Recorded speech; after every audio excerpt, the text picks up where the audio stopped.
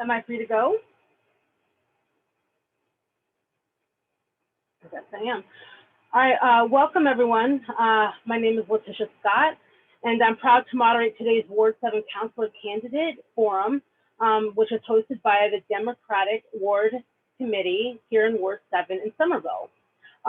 Respectful public discourse and fairness in moderated discussions such as this are vital to the success of our democracy. Underscoring our commitment to diversity and inclusion, all 4 candidates for Somerville Ward 7 Councilor who qualified for the ballot were invited to participate, and we are pleased to host all of them today. In a moment, we'll hear from each candidate in alternating alphabetical order by first name. We are pleased to introduce Ward 7 Councilor candidates Alexander Anderson, Becca Miller, Judy Pineda Neufeld, and Maria Koutsoubaris. Each candidate will now have 2 minutes for the introductory statement. We will provide cues through the chat box at 1 minute, 30 seconds and 10 seconds. We will start with Alex. Hello, everybody. My name is Alex Anderson. I am a dad, a husband, a neighbor, and an 8-year resident of Ward 7 in Somerville. And I'm a first-time candidate running for City Council. My background is in economics, and for the last 10 years, I've been applying my economics education background to not-for-profit healthcare improvement. So I've been working in an organization that studies healthcare systems, understanding the best ideas and trying to share those ideas with other organizations. And in that work for the last 10 years, I have led our racial equity, social justice, diversity and inclusion work. So really looking at, as an organization, how can we address our systems, our processes, and our culture to ensure we're creating an environment where we have accurate representation and an opportunity for everybody to thrive and reach their full potential. For the last 8 years that I've lived in Somerville, I've been an active advocate for transit safety and safety on our streets and sidewalks throughout Somerville and throughout Ward 7. And with Katyana's running for mayor and opening the seat for City Council, I wanted to take an opportunity to increase my advocacy for transit safety in our neighborhood, because quite frankly, I don't think our streets and sidewalks are safe enough for everybody in our neighborhoods, regardless of their age or ability. And the City Council has a huge role to play as it relates to sidewalk safety and street safety and transportation safety. And we know, because of our history of the United States and in all communities, that our streets and our neighborhoods are really the intersection of racism, of classism, of the opportunities for public health and real safety. And so I really want to take what I've learned in my systems thinking, in my racial equity advocacy, and my transit advocacy, and bring it to City Council as a first-time candidate to really make the city work in a way that works best for our kids, works best for people of all ages, of all abilities, to make sure that we're creating an environment that's sustainable, that's affordable, and that's really focused on making sure that we are prepared to have a community that works for everybody. I'm really excited to be here with Becca, Judy, and Maria, and hope to learn from everybody, and thank you for the opportunity. All right, up next, Becca. All right, hey.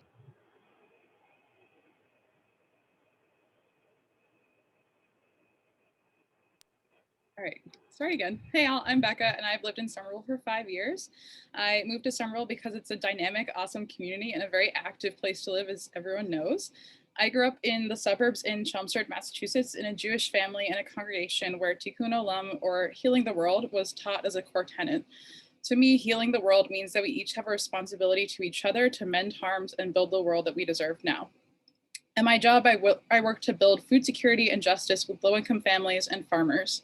I manage a campaign to get the state to increase funding for a program that gives folks with SNAP extra money to purchase fresh produce from local farmers. I've worked with legislators across the ideological spectrum over the past 4 years to pass policy year after year and won more than $34 million from the state through this. At the same time, I've also been a member of the DSA, organizing nationally as part of our Green New Deal campaign, the first phase of which is to pass the PRO Act, or the Protecting the Right to Organize Act. We made over 1 million calls and flipped 2 sitting US senators into supporting this legislation, including Joe Manchin. The values that lead my campaign are to act with transparency, accessibility, inclusivity, and are how I try to act every day. I'm running on a strong policy platform that includes local housing protections and pathways to affordable home ownership, racial and economic justice throughout all of our policymaking in Somerville, and to decarbonize by 2030 through a local Green New Deal, which is the most ambitious of the candidates in the race. My degrees are in environmental science and policy, and I know this is necessary for a livable future and the world that we deserve. Thanks so much for having me and organizing this event, and I look forward to discussing our policies in more detail in the next hour. Thank you. Judy, you're next.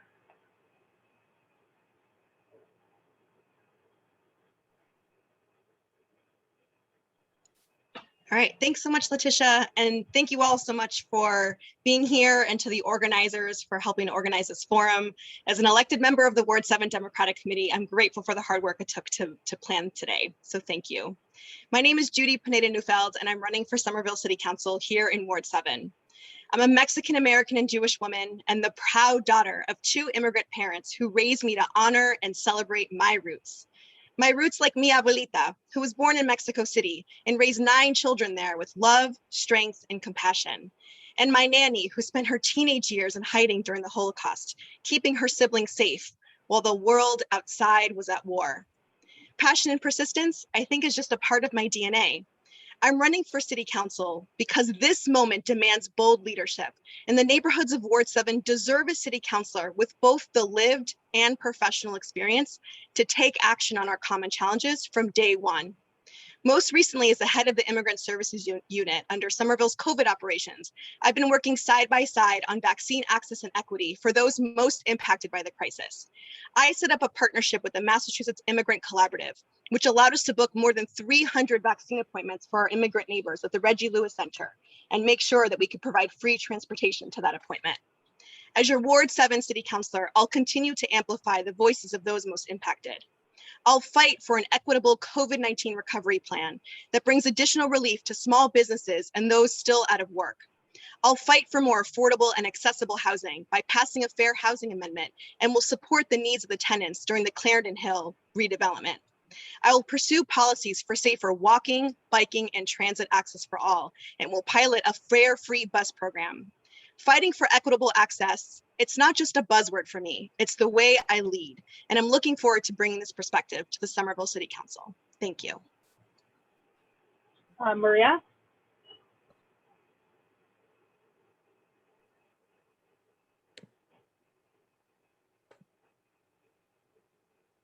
Hello, everyone. My name is Maria Koutsoubaris, and when my parents came here over 30 years ago from Greece, I come from an education background, and I graduated from Salem State with a bachelor's degree in elementary ed. I have a background in business, owning and managing my sister's restaurant, Renee's Cafe, which is also located in Ward 7. I have coached students through education and sports as well, and I feel I'm a natural born leader. As someone who has grown up here in Ward 7 my whole entire life, I know we need change. I have experienced firsthand the same type of politicians coming in term after term, promising to do all of these things that the people are asking for, and they never do it. They tell us what we want to hear instead of actually following through with their actions. I have seen my grandparents and parents, my grandmother, Yaya, which is in Greek, complain for too long, and I want it to end. There are so many people here, and they make up our ward, let alone our city. And without us, the people there would be no wards, no towns, there would be no reason for us to fight. I want to listen to my fellow Ward 7 neighbors and be their voice for change. I will stand by my platforms and voice for all the people I can do my job to make Ward 7 the place it needs to be for all. I appreciate you having me here today. Thank you. All right. Each candidate will now have 2 minutes to answer each of the 5 questions.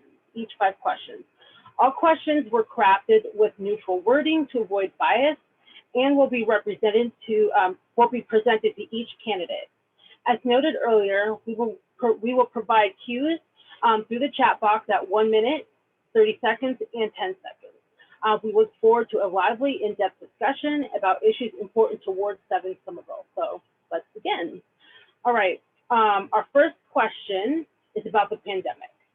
Our community has suffered during the COVID pandemic, both in terms of tragic loss of life and the devastating impact it has had on our economy. Many residents and businesses in Ward 7 are far from a full recovery. With what municipal policies do you support to manage the ongoing challenges created by the pandemic? And what can we do to better prepare our community in Somerville for potential crises in the future? We'll start with Becca. You have 2 minutes. Awesome. This is a great question. So yeah, I would love to see small businesses in Ward 7 continue to thrive. Unfortunately, the past couple of years have been really a struggle for them. I think that, we could provide relief to small businesses either through forgiving the cost of permits, through continuing outdoor dining for our Ward 7 residents, ensuring that outdoor dining is accessible, and restarting our business coaching program in the small business office and making sure that's funded in the city's budget. So those are a couple ways around businesses. But I think we also need to make sure that we're assessing what each unique business needs and making sure that we're not assuming. So we're actually having these conversations and going deep in our recovery efforts. I think in terms of folks that live here, that we could make sure that we're extending our eviction moratorium for another 12 months and continuing to take full advantage of the state programs like RAFT or the rental assistance program that have helped residents stay in their homes. I think that we can also obviously do a lot to improve food security and work with Mamas, our mutual aid Medford and Somerville local group that has been doing a lot to work with food assistance during the recovery and find out what they need and what residents have been finding has worked well by partnering with them.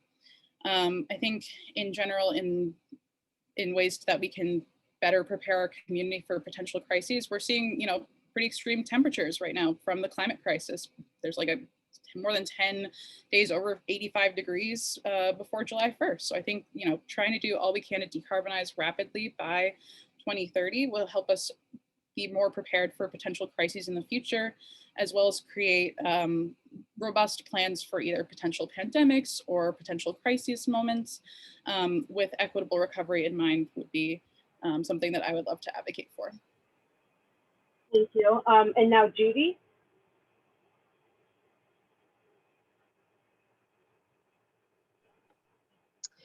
Thanks, Letitia.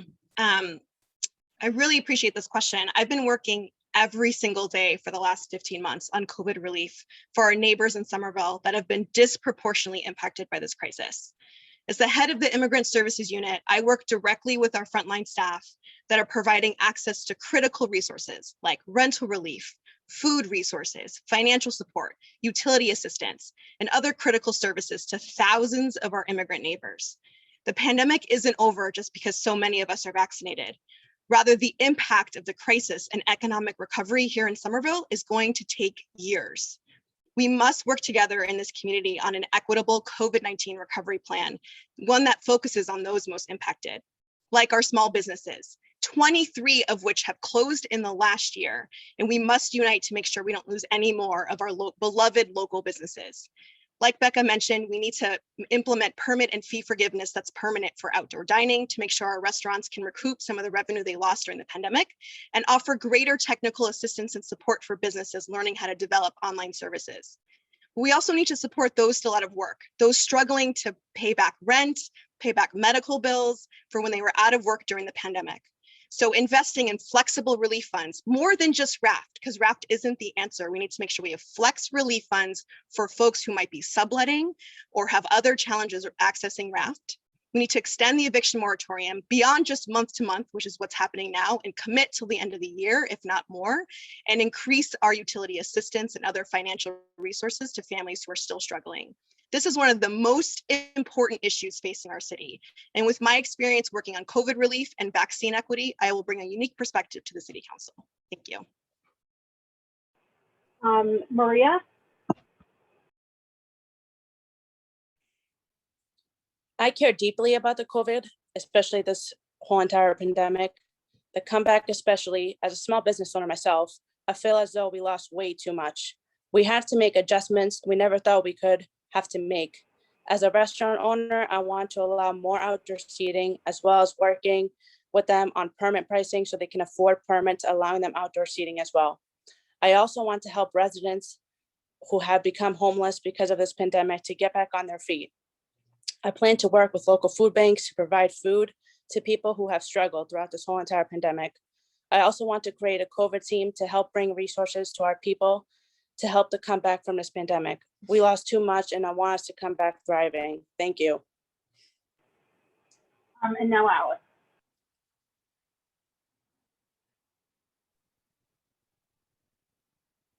Great, thanks. So I think everything that has been shared so far is spot on. I think it's important for us to focus on what the city council actually does versus what the city actually does. And I think the city has a lot of opportunity to make improvements from pressure from the city council. So I think on the small business front, I think we need to do everything we can to support small businesses to recoup a lot of what they lost in the last 15 months, but also to set them up for success for the future. I think the pandemic really showed us some assumptions that we were making about what was on the table and what was not on the table in terms of creating space for small businesses at the expense of parking. A year and a half ago, my advocacy in public meetings, that was off the table. Organizations, businesses like Mike's, businesses in Ball Square were against having parking removed for streeteries or the street eatery patios that have made our neighborhood more walkable and more accessible and more exciting for small businesses.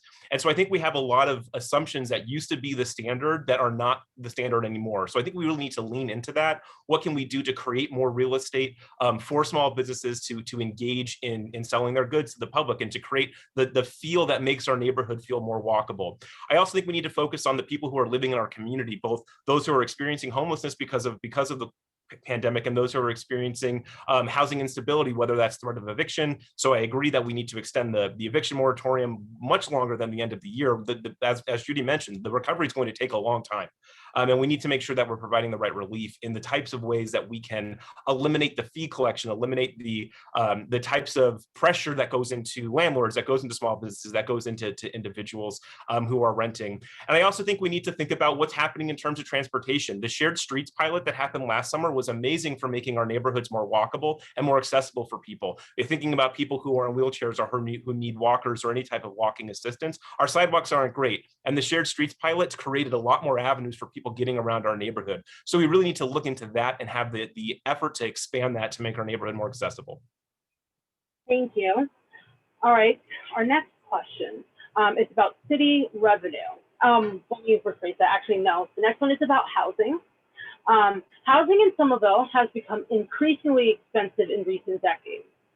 Over 1/3 of Somerville's low-income housing is located in Ward 7, and yet rent and housing prices in Ward 7 continue to rise. What are your priorities for Ward 7 as it pertains to housing?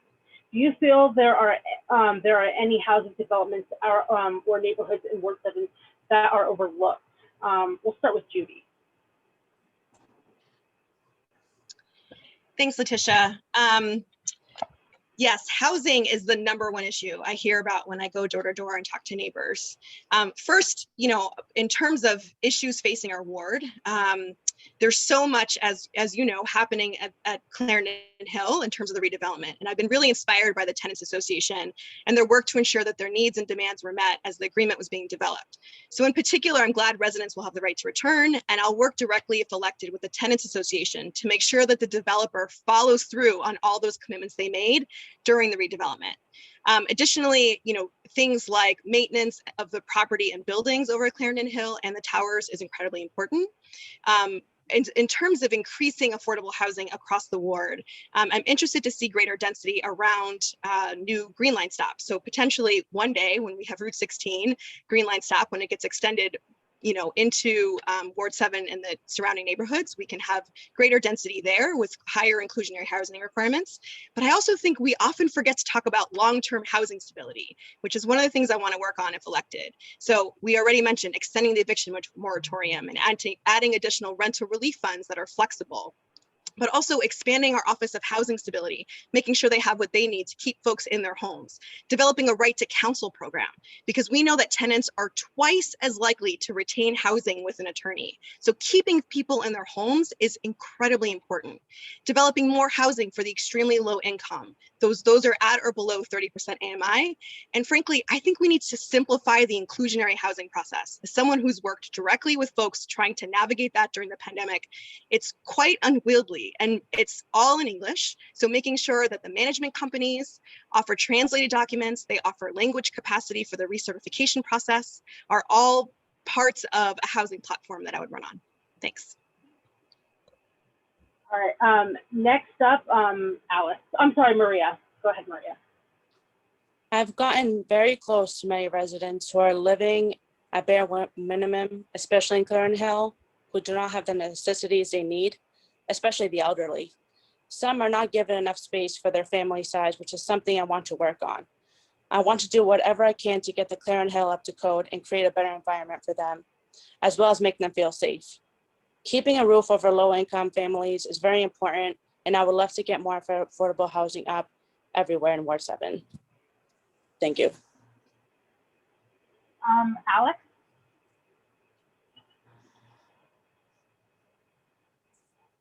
Can you hear me? Okay, great. So I agree with things that have been said so far. I think fundamentally the affordability crisis in Somerville and quite frankly across the whole region is one of supply and demand. We don't have enough supply of housing at all levels of housing for the extremely low income, for working class families, for folks that have been here for a long time that may want to upgrade their homes or move our homes. And so I think we need to have everything on the table when we are thinking about what we can do to increase our supply while staying true to our values of making sure we have equitable access for people of all backgrounds, for people of all income levels. And so I think we need to have a real conversation about what we can do to allow existing homeowners to update and expand their homes while maintaining those values of equitable access, of making sure we have diversity in our community, both from a racial and ethnicity perspective, a nationality perspective, immigration status, and income levels. I think we also need to really have a serious conversation about how the city can make that happen in terms of streamlining some of the licensing, streamlining some of the processes if people want to modernize their homes, streamlining all of the bureaucracy that we know exists in all governments, but ours as well. I also think we need to have a lot of building around the transit stations, as Judy mentioned. We're going to have a once in a generation change for our public transportation system. And the only way that that's going to work and be accessible is if we can create an enormous amount of housing around those transit stations that is by law rent controlled and affordable for a lot of people. We can't just have high-rise luxury condominiums that are only accessible for families that are making 6 figures or more, right? My wife and I have rented in the same house for the last 8 years, and we have 2 young kids, and we would love to buy in Somerville. We would love to buy anywhere, quite frankly, and that feels completely out of reach. And we want to be in this community. We're investing in this community. I'm trying to make a bigger impact in this community, but I can't own in this community at this point. And we're comfortable. So that doesn't even give us a microscopic view into what the experience is for people who don't have the types of resources. So we really need more supply, and we need it now. Thank you. Becca?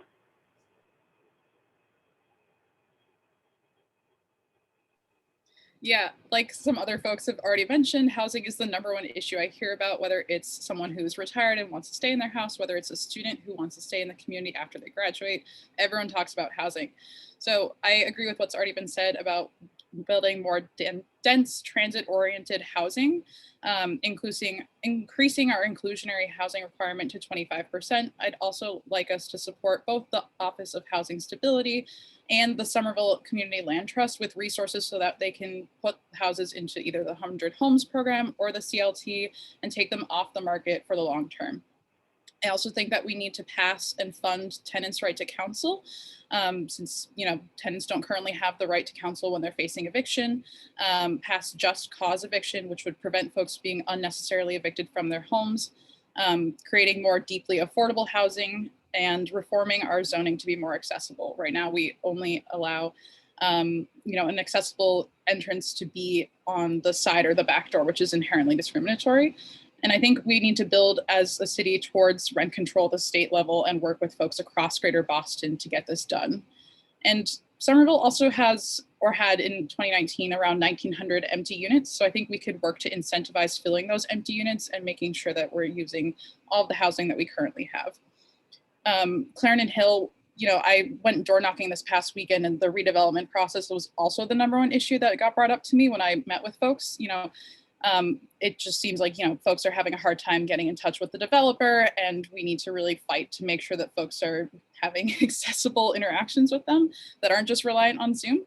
And we need to fight for close by units as the redevelopment process begins this fall so that folks can still access the West Somerville Neighborhood School and ensure that the right to return is guaranteed. All right, thank you. Okay, our next question is about city revenue. The city of Somerville runs annual deficits every year, which are offset by local aid provided by our state government. Most of our city revenues emanate from property taxes, while large nonprofits are tax exempt. Many of our community's priorities require new sources of revenue to fund them. What are your top priorities for the city in terms of spending, and what municipal policies do you support to increase our city's available revenues to fund those priorities? We'll start with Maria. I feel as though the biggest thing right now is our taxes. As far as taxes here in Ward 7 as a whole, we are experiencing what technically is a lie. What they are doing is guesstimating how much water and sewer usage we use instead of actually going out to each home and putting the proper meters on homes to get the actual usage numbers. They're being lazy. They don't want to go around to every house and actually decipher how much is actually being used. Instead, they're putting whatever price they feel on these taxes and making people pay. And the sad part of that is the people will pay it because these are things that are necessities and impossible to live without. We all need them. And before COVID, during and now, people have always struggled, and I feel something can be done to change these people's taxes as a whole. Thank you. Next, we'll have Alex.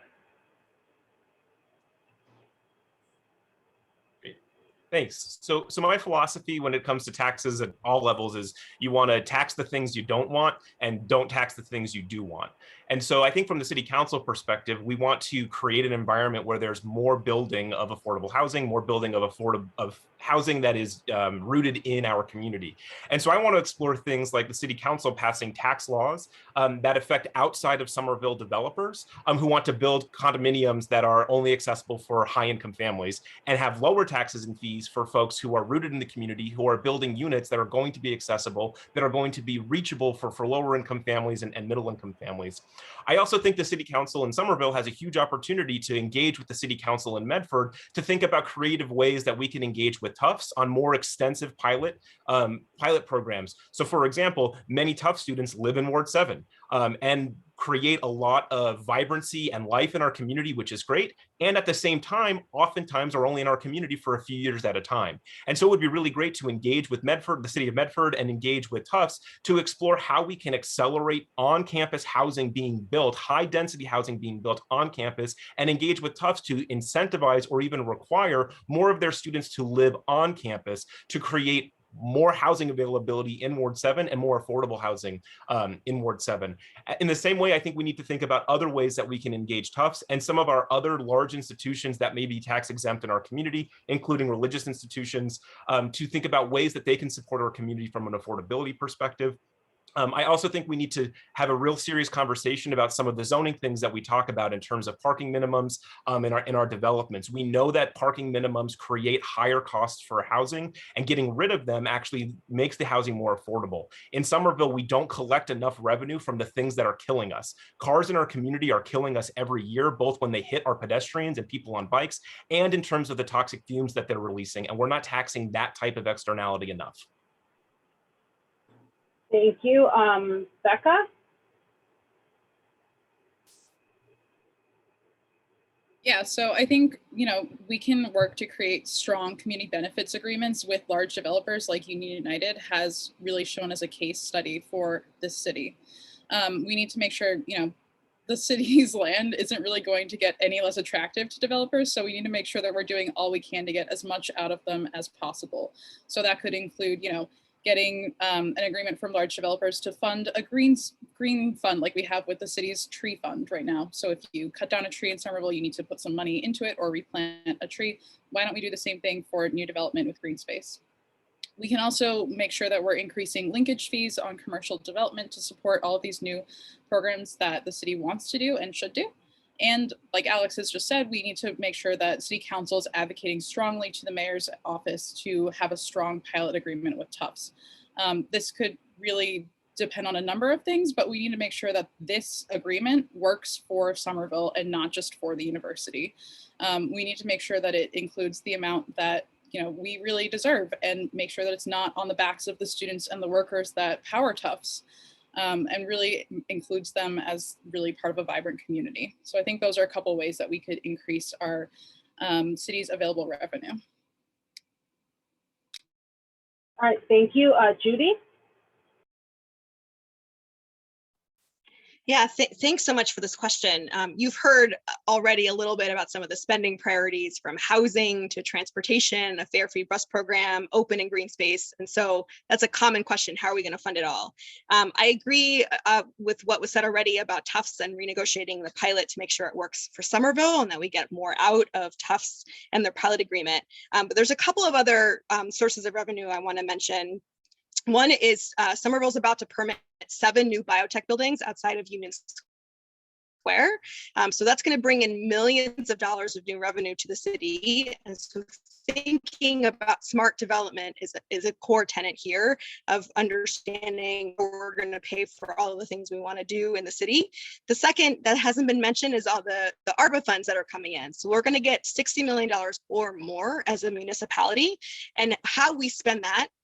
The city is about to undergo a widespread community engagement process around the ARPA funds. And I believe the city council should be a part of that, both the current and future, so that as tranches of ARPA funds come in, we are in agreement as a community and our values on how we spend it. The third is, I just came from earlier today, a couple hours ago, to the kickoff for the Fair Share Amendment, which is advocating at the state level for a ballot initiative that would ensure that folks that make over $1 million start paying their fair share. We shouldn't have anyone making over 6 figures paying less than someone making $20,000 in our community and across the state. So also advocating to the state level and making sure there's widespread support for the Fair Share Amendment for the 2022 ballot is another way that we can bring much needed revenue into Somerville to pass some of these amazing ideas that we have. All right, thank you. All right, our next question is about public safety. Public safety is impacted by our policies and on policing, how we manage vehicle traffic through the city, and the infrastructure we create to support transit by pedestrians, cyclists, and public transit. What are your priorities for Somerville and Ward 7 as it pertains to public safety, and what municipal policies do you recommend? We will start with Alex. Go ahead. Thank you. So I think this is an incredibly important question. And as I mentioned at the beginning of my introduction, for the last 10 years, I've been really focused on racial justice and racial equity and social justice in terms of my professional work in the context of health and healthcare. And I think all of our systems are perfectly designed to get the results that they get. And I think we need to look at all of our systems, from education to public housing to policing, from that lens, and understand the disparate impact of experience, the disparate impact of access, and the disparate impact of outcomes from a lens of racism, from a lens of classism, from a lens of sexism. And that applies to all of our systems. And so when we're thinking about community policing, I think Somerville is in a pretty fortunate position compared to other communities, in that the worst harms that can happen when policing goes wrong, or as policing goes how it was designed to go, is that we haven't had fatalities in our community at the hands of police in the 8 years that I've lived here. And as far as I know, I do not believe that the police have fired their weapons in the course of duty, at least in the last 11 years.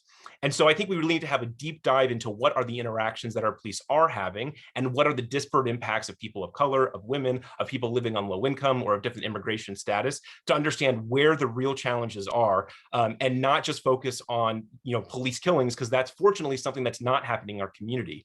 But I'm very grateful that you brought up the conversation around pedestrian safety and transit safety and bike safety, because that is what is killing people in our community. Every year, a person in Somerville or in our immediate neighboring community community is killed by someone driving a car, and not someone intentionally going out to kill somebody. But we have bad designs on our streets, and we have human error. And when bad design meets human error, bad things happen. And so we need to have a complete look at what we're doing to make sure that we're prioritizing our most vulnerable road users, who are, in my opinion, our kids and people who are walking with disabilities or in wheelchairs or who are visually impaired or have some form of experience in their life that makes walking around difficult. Start with their ideas and their perspective first and design there to make it safer for everyone. Next, Becca. Yeah, thank you for this question. There's a lot of conversation around the police right now, so I think it's important to take a look at the context. The budget that we just passed was $1 million increase from last year, so when folks like me say they support a 10% reduction in the police budget, that would have just been level funding. I believe that the city should reallocate some funding from police into services that are really needed around housing, food security, and of course around transportation and safe streets. According to the police chief's own presentation to the city council, the vast majority of calls to the police department are for us, like several hundred members of our community. So I think getting them what those folks need so the police can be more focused on violent, dangerous situations and respond rapidly is what I would like to see. I think, the city council doesn't have the authority under our current charter to make more specific cuts and reallocation. But our only choice is to have more blunt cuts right now. So I am really supportive of charter change that the city council can do more and do more than just, leave it to the discretion of department heads. I think that, Somerville is different in that, there haven't been any police involved murders, fortunately, but, many of my friends were brutalized at Straight Pride, where Somerville Police Department officers were deployed. So I think, we need to have serious conversations, which the city has been delaying for the past year. My partner was also just recently almost murdered while biking. So I really support the Somerville Alliance for Safe Streets recommendations to make our streets safer, more climate resilient, and more accessible for all members of our community. Thank you. Judy?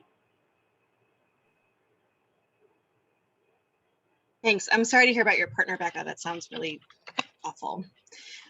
So thank you so much for this question. I think we can all agree here that nationally, the spending on law enforcement and the legal system has dramatically outpaced our spending on education, mental health programs, violence prevention, housing programs, all the resources we need to build healthier, connected communities. Unfortunately, police have become the default first responders when someone's in crisis, but there are a lot of emergency calls that don't require an armed law enforcement response. So calls related to mental health, substance abuse, health or wellness checks, or even homelessness prevention can all be diverted to social workers and mental health providers who are frankly just better suited to handle them. So I believe we need to look holistically at systemic reforms to support our community, like investing deeply into our mental health and wellness services and homelessness and violence prevention across the city, and ensure our departments and community organizations are well funded, well supported, and well equipped to work together on creating a healthier community. I personally support the ACEs bill at the State House, which stands for Alternatives for Community Emergency Services, sponsored by Senator Chang Diaz and Representative Sabadosa, which would increase availability of non-law enforcement, unarmed, community-based emergency response options for calls to 911. I'm looking forward to working with our state delegation to get this bill passed and bring these much needed resources to Somerville. And in the meantime, I would be helping to lead the efforts for us to begin implementing these changes immediately in the city. Thanks. And now Maria. Sorry, but for some reason my video is off. There's no way I could fix that. I'm sorry. You can go ahead though. All right. So I totally support the police enforcement 100%. As a member of the LGBTQ community, I feel as though we need protection. There are many individuals coming out daily and they're brutally hurt, sometimes even killed, just for being themselves. These violent crimes need to end, and we need protection by the police to enforce our safety. The police, as well as the fire department, are all experiencing financial setbacks as it is. Without the funding they need, they will not be able to run our city with confidence. And I believe it's a huge, huge importance in our community that we need the police overall. Thank you. Thank you. All right. Our final question today is about Tufts University. Ward 7 is unique in Somerville, given its proximity to Tufts University. Please tell us how you envision Somerville's relationship with Tufts University for residents living near the campus and living near the student population. How would you help build an improved relationship with Tufts, and in what areas? We will start with Becca. Yeah, so I think as you might have already heard, I strongly support a strong pilot agreement with Tufts to make sure that Somerville is getting its fair share, and definitely support state legislation that Rep. Barber and Rep. Eiderhoven have filed to make those agreements easier for communities across the state like Somerville. I also think that, the situation with Tufts has been pretty back and forth for the past 20 years. A lot of students have had to move into off-campus housing because Tufts doesn't guarantee it, which takes, housing. It creates a community that, turns over every few years. So I want to make sure that we're doing all we can to support students that are living off campus that can become part of the community, many of whom could, graduate from Tufts or other local universities and stay here for the long term. I used to live in an apartment that was just down the street from the university, and I definitely saw a lot of houses that absentee landlords didn't keep up for student housing. So making sure that we're doing all we can as city councilors to enforce safe housing requirements would be something that I would love to champion. I also think that, the lack of on-campus housing is creating real instability for students as well as other residents in the neighborhoods. So I think we need to work with the Tufts students to create solutions that are good for them and the neighbors to come together to actually have dialogue when there's conflict and advocate together for that high density dorm that Tufts has promised. In Cambridge, they successfully petitioned MIT to build more on-campus housing. And I think, taking that example and applying it to Ward 7 would be something that we could really advocate for. And we could, take those houses that were formerly student housing and open them up to the community members and, make sure that those are families that are moving in there. I also think that, Tufts has been kind of a bad actor, unfortunately, lately with its unionized dining workers, which are unionized under Unite Here 26. So I think we have a real responsibility to not allow Tufts to union bust their workers. Thank you. Next, Judy.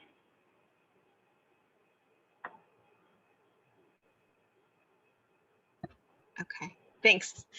I'm an alum of Tufts. I went there for undergrad, and it's part of why I fell in love with Somerville. I remember as a student, I lived downhill, which is on the Somerville side of campus, all 4 years as a resident assistant for 3 of those years, and would walk to Davis Square through the streets of Ward 7 and Ward 6 with my friends to go frequent restaurants and, the shops in Davis Square and into Boston. It allowed me to get into the city by taking the Red Line into Boston for internships and other jobs.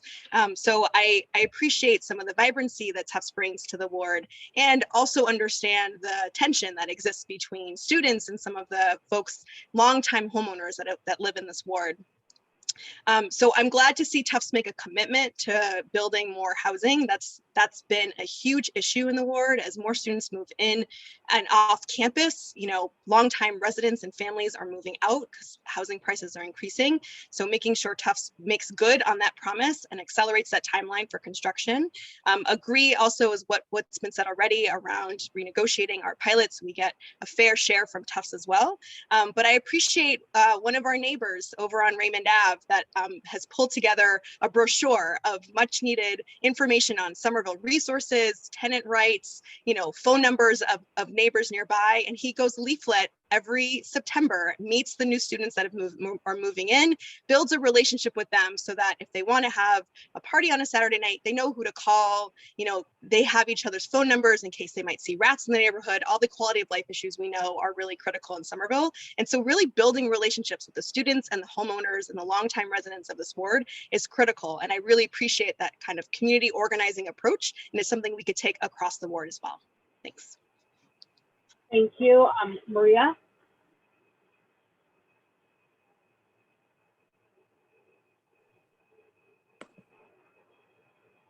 Can you hear me?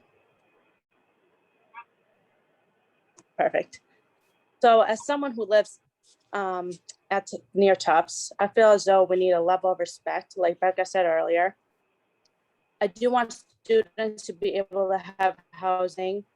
However, Tufts pays, sorry, my video, sorry, there you go. However, Tufts pays a fraction in taxes to the city, so they have been catered to for quite some time and should have funds to have more housing for the students. I know it does take away from our residents. I would like to try to give them more housing so there is housing for the residents as well. It's been a past practice to host many students yearly, and this actually pushes to keep us funding from the police protection. I want to keep the students safe and give them protection as well. And part of the Renee's Cafe owner, 70% of our customers are Tufts, and they're great customers. And they always like to talk to me, and they always give me their perspectives at Tufts, and I love to conversate with them. It's always a great pleasure. So thank you. Thank you. And last, Alex, thank you. Thank you. So I agree with a lot of what's been said. As I mentioned earlier, I think a very immediate and top priority for Tufts is really to get more high density housing on their campus and work with Tufts to require or at least highly encourage or incentivize students to actually live in that housing, to get students to live on campus to free up more housing in our community, which again increases supply, which will decrease prices in the long run. I also think we need to have a real understanding of what Tufts wants and is willing to do. So for example, in 2018 and 2019, the Tufts administration approached the city about improving transportation on Powder House Boulevard, being willing to put up funding to put in protected bike lanes on Powder House Boulevard out of Tufts' pocket instead of out of the city's pocket. That ultimately did not go through for a handful of complications, but we had an entity in our community that was willing to fund a massive infrastructure improvement in Ward 7 that didn't go through because there wasn't enough communication. So I think we need to engage in a better communication system that's transparent and open to the entire community, where the Tufts leadership is setting their strategic priorities with the city, so we can start influencing what they're investing in and how they're spending down some of their endowment in our community. I went to Penn in Philadelphia, and Penn has an interesting relationship with West Philadelphia as well. That's very similar, I think, to the relationship between Tufts and Somerville and Medford. And Penn, while I was there, made a commitment to the community to only ever build up and never build horizontally again, as a way to prevent the university from taking out precious resources, which is land and housing. And so I think we can have a similar conversation with Tufts to start bringing in some of the buildings that are under Tufts management and ownership right now that could be housing in our community to go back into campus and to go up.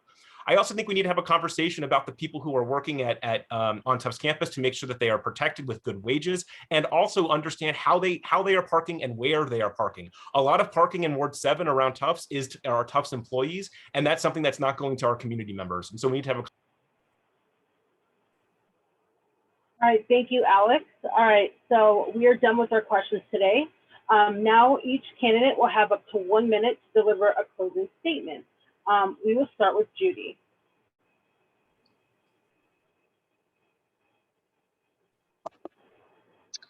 Thanks so much, Letitia, to you, to the organizers, and to our timekeeper tonight for keeping us on track.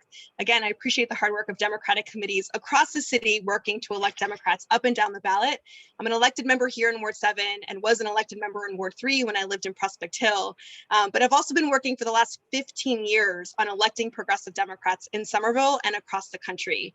I used to co-chair the Progressive Democrats of Somerville, and I also chaired the Mass Now PAC for 2 election cycles, helping to elect Democrats and progressives on the state level.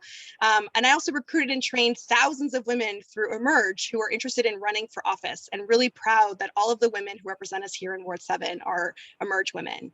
I've been working directly, as you heard, with residents across the city through the ISU for the last year and to help bring critical services and access to COVID vaccines.